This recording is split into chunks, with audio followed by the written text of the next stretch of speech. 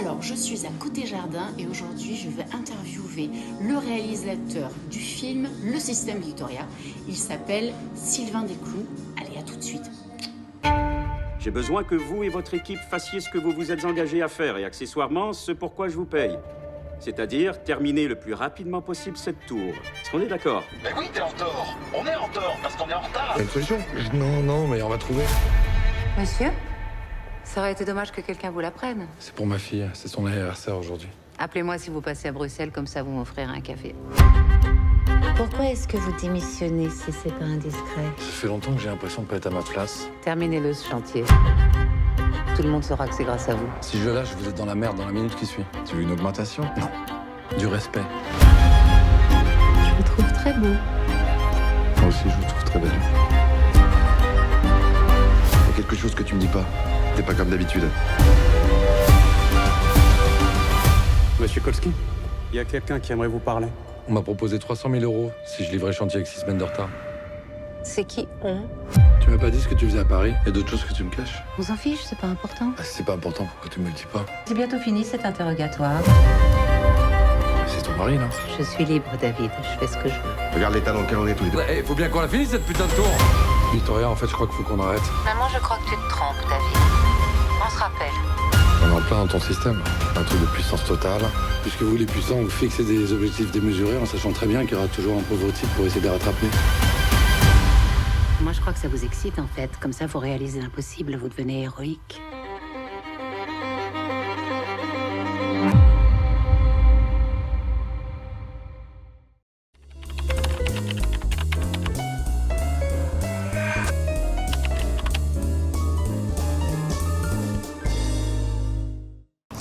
Bonjour Sylvain, comment ça va? Très bien, bonjour. Comment ça s'est passé cette avant-première hier soir? À Sifo, Ouais. eh ben, très bien, il y avait du monde, pas mal d'amis dans la salle Ouais. et j'ai eu la sensation que le film passait bien. Oui, c'est passé très très bien même. Alors moi j'ai une question entre nous. Est-ce que tu les aurais pris les 300 000 € toi? Sans trop révéler de choses sur le film. Est-ce que toi, dans la position de David, donc le personnage principal de ton film, Le Système Victoria, est-ce que tu aurais accepté cet argent? Est-ce que j'aurais pris les 300 000 euros Ouais. Donc là, tu fais référence à un point de bascule du scénario, un moment où le héros est face à un choix et à un dilemme moral. Moi, non. je les aurais pris. Hein. Ouais, je sais, ça m'étonne pas. Ça m'étonne pas. Je suis vénale. Non, je les aurais pas pris. Tu les aurais pas pris. Alors, est-ce que tu peux nous expliquer est-ce que tu peux nous faire le pitch rapidement Ouais. du Système Victoria? Alors c'est l'histoire de... Alors déjà c'est adapté d'un roman, Oui. d'un best-seller d'un écrivain contemporain qui s'appelle Eric Reinhardt. Alors, on va le voir juste là, le roman. L'histoire c'est celle de David qui est un architecte idéaliste qui a du mal à exister en tant qu'architecte et donc en tant qu'artiste et qui pour gagner sa vie est directeur de chantier. Et il se trouve que quand le film commence, il est directeur de chantier sur une grande tour en construction à La Défense. C'est un univers dans lequel il se sent malheureux, pas à l'aise, d'autant plus que le chantier se passe mal, qu'il a une pression pas possible sur les épaules. Tout le monde lui tombe dessus. Il est vraiment sur le point d'abandonner ce chantier, de démissionner, quand tout d'un coup, il va faire la rencontre de Victoria, qui est une femme un peu plus âgée que lui, qui est DRH. Très charismatique. Très charismatique, très puissante et libre aussi. Croit-on. Oui. En tout cas, c'est l'impression qu'elle nous donne. Voilà. Et cette rencontre va un petit peu changer le cours des choses pour lui. Complètement même. Lorsque tu as découvert le livre, donc en 2011 quand il est sorti. 2011 à sa sortie, absolument. À sa sortie. Ouais. Donc l'auteur, Eric Reinhardt, a écrit une première version du scénario. Il avait l'intention déjà de l'adapter. Comment toi t'es arrivé dans le projet alors qu'il avait déjà écrit une première version?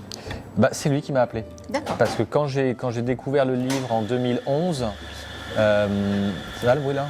Ouais. Ça fait de la vie, c'est pas grave. Écoute, non, quand j'ai découvert le livre en 2011, j'ai tout de suite fait un petit message à Eric sur Facebook, un message de fan où je lui disais que j'adorais le livre et puis voilà, je lui souhaitais bon vent et j'espérais que nos chemins se croiseraient à nouveau. Et c'est lui qui en 2020 est venu me contacter et il m'a demandé si j'aimais toujours le bouquin. Et je lui ai dit oui. Et si j'avais envie de réfléchir à une adaptation, j'ai dit oui, effectivement. Et c'est là qu'il m'a fait lire un pré-projet d'adaptation qu'il avait écrit, plusieurs versions de scénarios qu'il avait écrit. Et donc je les ai lus.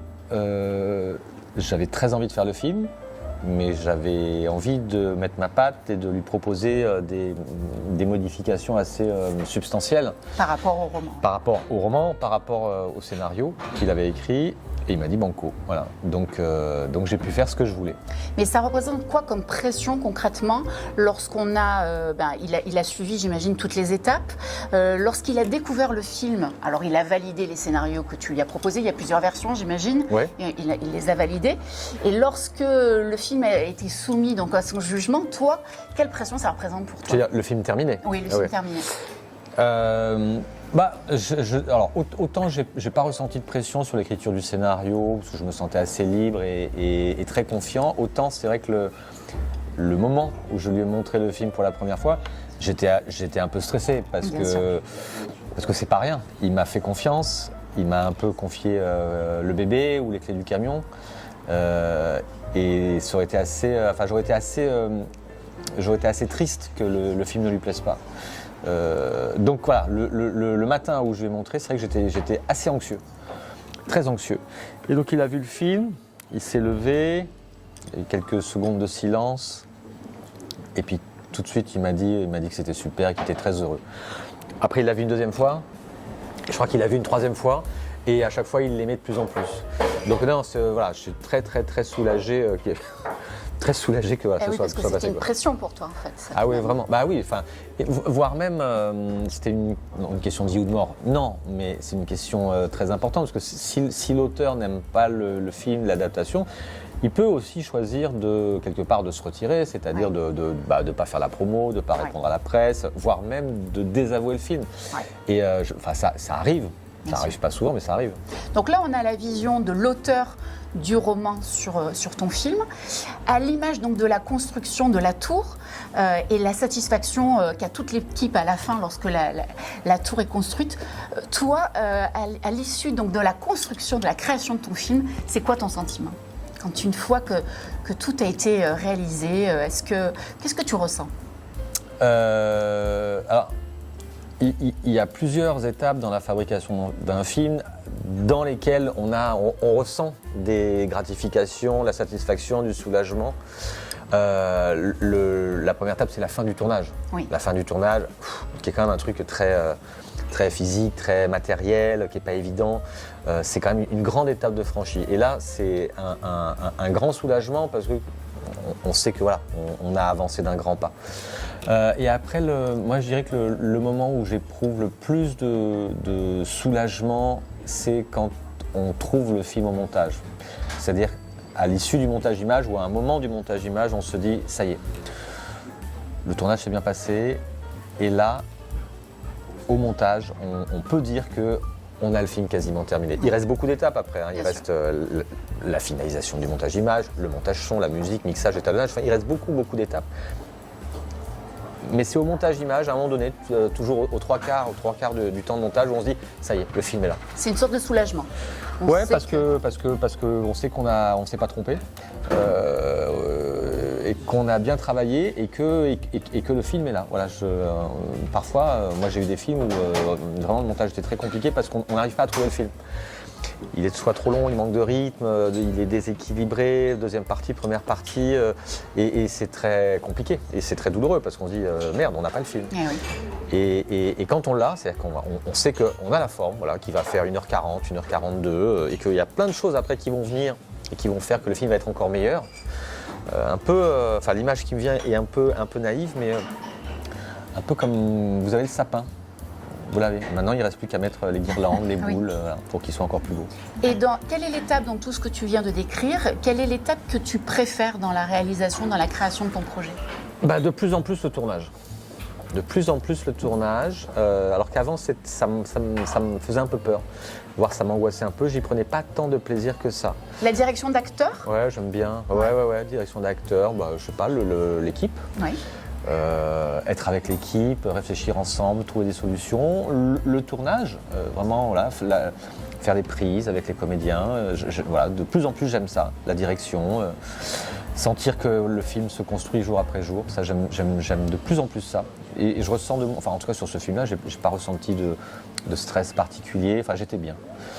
Et après, l'étape que j'aime le plus reste celle du montage d'image. Voilà. À partir du moment où... alors, une étape que je déteste, c'est celle au montage du dérochage. Je déteste ça, mais il faut le faire. Il faut le faire, oui, ça. Et l'étape du montage où vraiment on commence à assembler le film et que quelque chose commence à se dessiner, c'est vraiment très, très, très... C'est chouette, quoi. Alors, tu disais que c'était la direction d'acteurs qui t'intéressait, qui te plaisait. Le choix des acteurs s'est fait de manière spontanée. Comment tu as choisi donc Jeanne Balibar pour le rôle de Victoria et Damien Bonnard pour le rôle de David? Damien s'est imposé tout de suite parce que je le connaissais et que je trouvais qu'il correspondait alors pile poil au rôle. Il était à la fois terrien, bonhomme, directeur de chantier. Tu lui mets un casque sur la tête, ça passe. Ouais. Et en même temps, il est assez fragile. Complètement. Il a des failles assez évidentes et c'est assez beau à l'image. Donc voilà, j'ai pas eu beaucoup de doutes. Et Jeanne, c'était un petit peu plus complexe parce que alors je sais pas si tu as lu le roman. Je suis en train. Et c'est quand même un sacré personnage, Victoria. Elle est plus jeune, le personnage de... Dans Victoria, dans le roman, elle est plus jeune. C'est un sacré personnage. On peut facilement la détester, Victoria, si on ne fait pas attention. Et moi, je voulais pas ça. Donc, c'est vrai qu'il fallait prendre le costume de la DRH, de la femme de pouvoir, et l'amener un petit peu ailleurs, dans un endroit cinématographiquement intéressant, décalé, avec un peu d'humour, un peu de folie, un peu d'impertinence, et puis tout en gardant le charme, le côté vénéneux, venimeux. Et donc, quand je coche tout ça, en fait, il n'y a pas grand monde d'autre que Jeanne qui pouvait jouer et incarner ça. Et ce que là où je me suis hyper félicité de ça, c'est que en plus, Jeanne est un petit peu plus âgée. Oui, j'allais venir. Je te spoil la question. Oui, mais j'allais y venir justement. On n'a pas l'habitude, c'est assez inattendu. Alors, on avait vu Fanny Ardant avec Méline Poupeau, cette relation justement d'une femme plus âgée avec un homme. On n'a pas l'habitude de le voir à l'écran et on n'a pas l'habitude non plus de voir des scènes d'intimité entre une femme plus âgée et un homme plus jeune. Comment tu as abordé tout ça ? Non, mais c'est hyper important et merci pour cette question. Tu aurais pu aussi, c'était le film qui était en début d'année, Baby Girl, avec Nicole Kidman. Oui. Et alors, donc, je l'ai abordé comment ? Donc, déjà par le casting, parce que moi, je me suis dit, bon, c'est Jeanne qui sera géniale. Et en plus, je me suis dit, tiens, mais c'est marrant parce qu'elle est un petit peu plus âgée que David.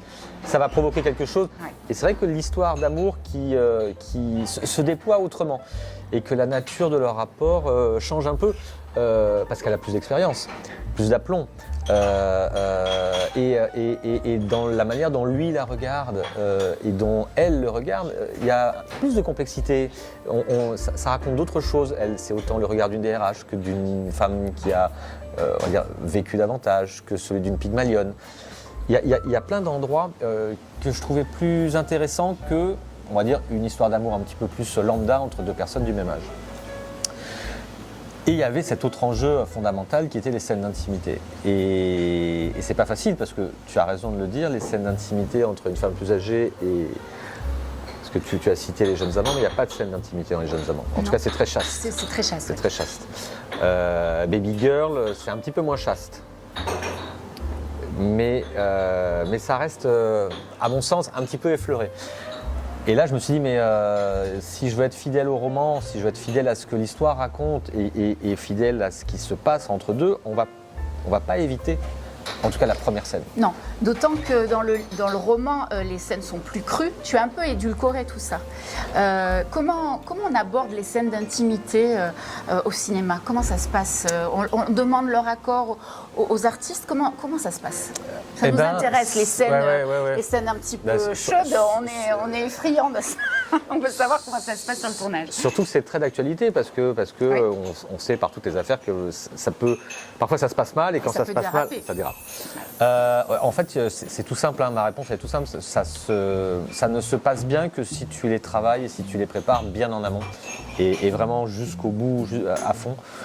Et c'est ce qui s'est passé très tôt avec la chef opératrice. On s'est dit que c'est cette scène d'amour, la deuxième un peu moins dans la voiture, elle est un peu plus simple à tourner. Mais cette première où il y a de la nudité, c'est une scène qui dure longtemps. On ne la filmerait bien, on la mettrait bien en scène que si on la préparait très en amont, si on en discutait et si on prévoyait exactement ce qu'on avait envie de voir et de ne pas voir. Ce qu'on avait envie de filmer et pas filmer. Donc ça a été des séances de travail. On a visionné pas mal de scènes d'amour de films, des scènes d'amour qu'on aimait bien, des scines d'amour qu'on trouvait complètement ratées. Voilà, et ça aide vachement. Ouais. Et ensuite, moi je suis allé voir les comédiens. J'étais aidé par le fait que Damien et Jeanne se connaissaient. Au sens où voilà, ils avaient une vraie relation bienveillante, complice. Ni l'un ni l'autre n'avaient de problème avec la nudité. Donc déjà, c'est quelque chose. Mais ceci étant dit, voilà, je leur ai quand même expliqué très longuement ce qu'on allait faire. Et comme le cadre était posé et de manière assez contraignant et établi et assumé, à l'intérieur, ça leur donnait beaucoup de liberté. C'est-à-dire qu'ils savaient exactement ce que la partie du corps qui allait être visible, l'autre invisible. Et quand vous donnez beaucoup de contraintes et d'indications à un acteur, paradoxalement, ça lui donne à l'intérieur de ça beaucoup de liberté. Et c'est ce qui s'est passé. Et ils étaient complètement à l'aise avec ces scènes-là. Hier, pendant l'avant-première, on a parlé des coordinateurs d'intimité.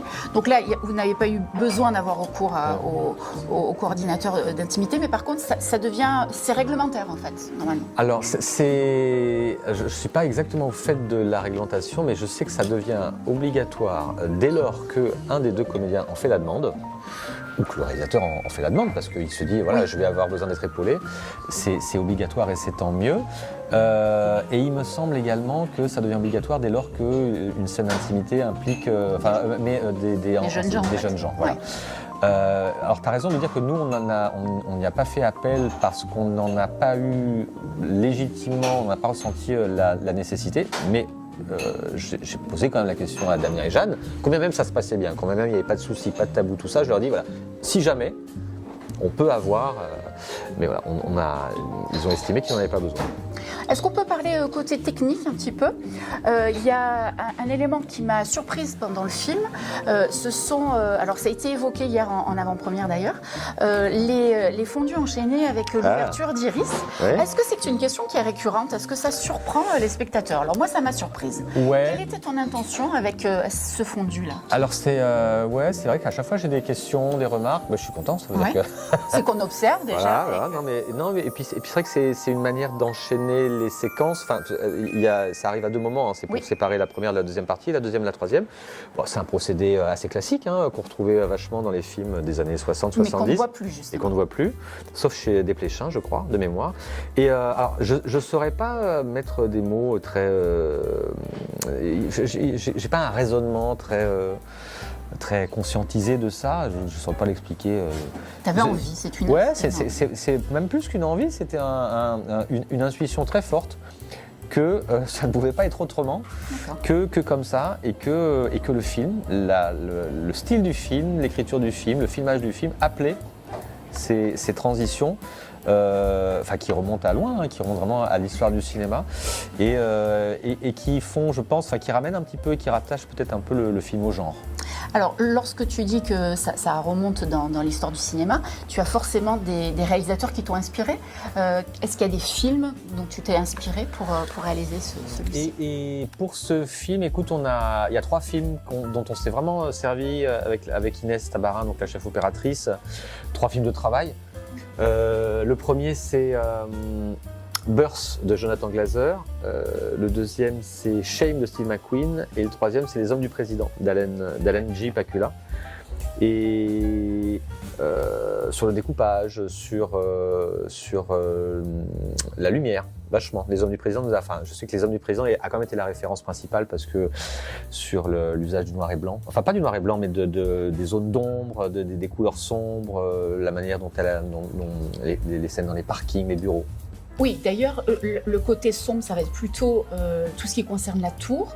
Et leur intimité, les couleurs sont beaucoup plus chaudes. À l'image d'ailleurs, on peut comparer ça au son aussi. Tout est beaucoup plus chaud, ouaté dans leur scène d'intimité. à l'hôtel notamment. Il y a vraiment un contraste entre les deux. Comment tu travailles ça?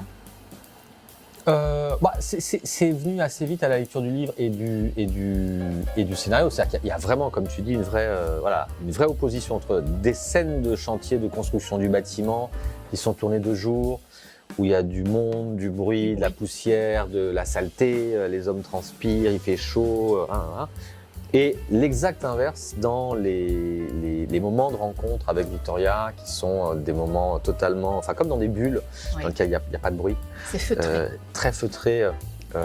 Les rideaux, c'est en velours épais, c'est des moquettes épaisses. Dans les couloirs des hôtels de luxe, il n'y a rien. Et c'est vrai que ça a créé naturellement, de manière assez évidente, un contraste entre le monde du travail, dur, et cette sphère intime évidemment plus sensuelle et accueillante. Le monde du travail dur, c'est ce qui t'a intéressé dans le roman d'Éric Reinhardt. Il y a un axe politique, dans tous tes films d'ailleurs, il y a un axe politique, c'était le cas de Grandes Espérances. Est-ce que tu peux nous dire ta vision justement? Est-ce que c'est David, le fait que ce soit dur pour lui, qu'il y ait la pression, est-ce que c'est une réalité du monde du travail que tu as voulu dénoncer, mettre en lumière? Quel était l'axe que tu voulais adopter? L'axe, il tient en une phrase. C'est une phrase du roman d'Éric qui m'a vraiment sauté aux yeux quand je l'ai lu et qui pour moi résume tout, résume à la fois le livre, pourrait presque résumer le film et résume même le monde dans lequel on vit. Cette phrase, c'est vous les puissants, vous avez compris un truc super. Vous savez que vous pouvez assigner des objectifs dont vous savez qu'ils sont inatteignables parce que quelqu'un, quelque part, en bout de chaîne, va les réaliser, ces objectifs. Il va les réaliser au péril de sa vie, sa santé, sa famille, ses week-ends, son sommeil.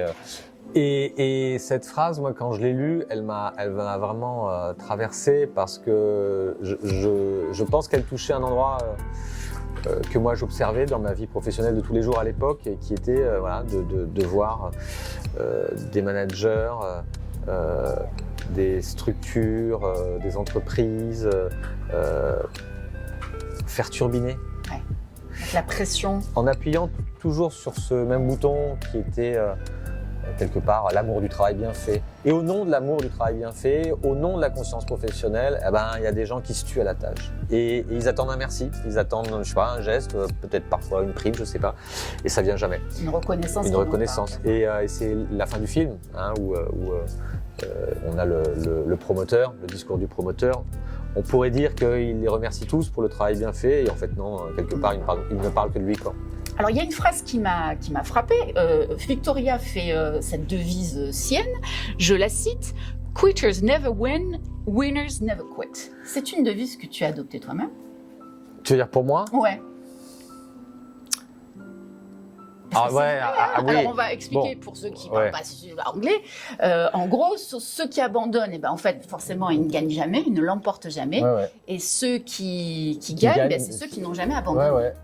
En français, c'est mieux. Je trouve qu'en français, c'est mieux parce que dans la phrase anglaise, moi, j'aime pas du tout les winners. Winners et quitters, je trouve ça assez péjoratif. Je sais pas ce que c'est un winners. Mais oui, en tout cas dans mon métier, dans la manière dont on fabrique les films et ce qu'il faut mobiliser d'énergie, de compétences, il y a quand même cette notion de ténacité qui est omniprésente. Il y a le talent compte, mais pas tant que ça. Ce qui compte surtout, c'est l'obstination, la ténacité, la capacité à jamais se décourager.